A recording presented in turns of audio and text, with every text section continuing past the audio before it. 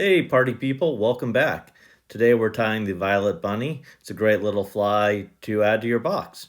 So we're going to start with some thread right behind the bead, wrap down about half of the way, come back up, secure that thread really well, come in with your Euronymph scissors and give it a snip.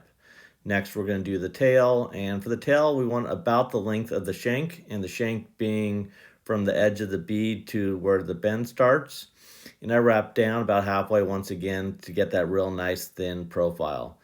Then we're going to add the rib, which is a Glo-Brite. This will actually glow under some UV, adds a nice subtle touch to the fly. It will kind of react with the snowshoe bunny and give a light violet tint to the entire fly. And now we're going to add some dubbing. So you want to add the dubbing to the thread and twist in one direction with your fingers, and this will get a nice strong connection with the thread and also will make for a nice thin body.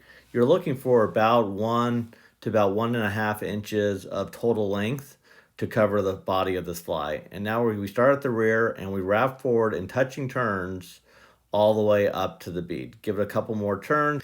Now we're going to take the rib and we're going to counter rib it, which means wrap it in the opposite direction that we wrap the dubbing needle. This gives the fly a little bit more strength, and it also will help thin up the body so you get that nice tapered profile that we're looking for. And as you can see, you want to adjust it as needed to make sure you get it right.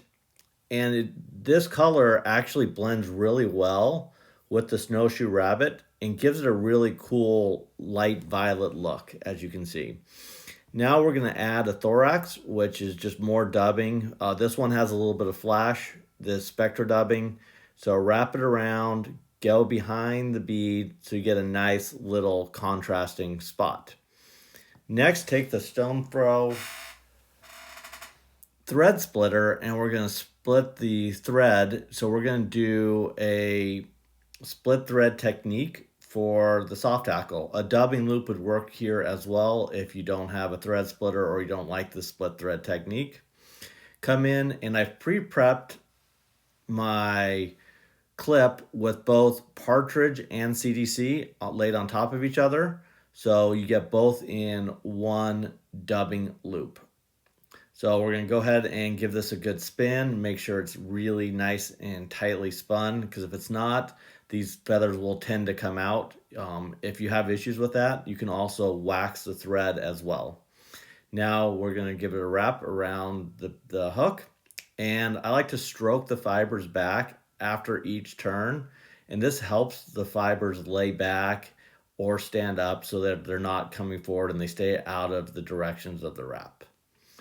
Now to finish off the fly, I just like to add a little bit more of the thorax dubbing to it, and that I feel like it gives a better contrast and just really finishes the fly. And once you have that, the fly's more or less done. Come in and give it a whip finish.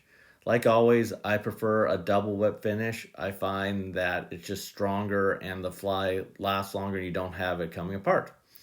Well, thanks for watching. I really hope you enjoyed this, and we'll give this fly a go on your local stream. Thank you.